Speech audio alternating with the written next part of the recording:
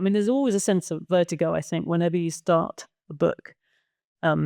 Because really, what right-minded person sits down and thinks, okay, I'm going to spend the next 3 or 4 years writing this one thing over and over and over again.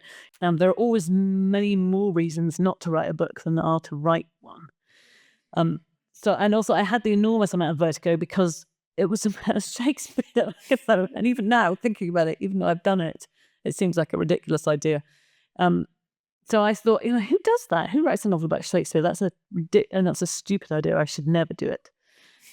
So I kept buying more and more books about Shakespeare. I had what my husband called the Hamnet shelf in my study, and I would read them. And after a while, I had a document where I'd started some of the book, and then every now and again I'd open it and I'd write a bit more. And I'd think, no, I can't do it. I remember saying to myself, you either have to write this book about Hamlet, or you've just got to forget about it and stop buying books about Shakespeare. You've got to either do it or forget it. You can't keep faffing around and circling around it.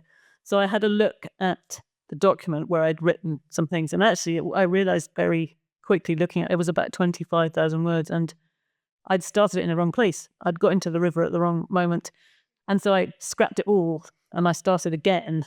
And I thought it has to open with him, with the boy, because the book will have to be called Hamnet, and I want to put him center stage.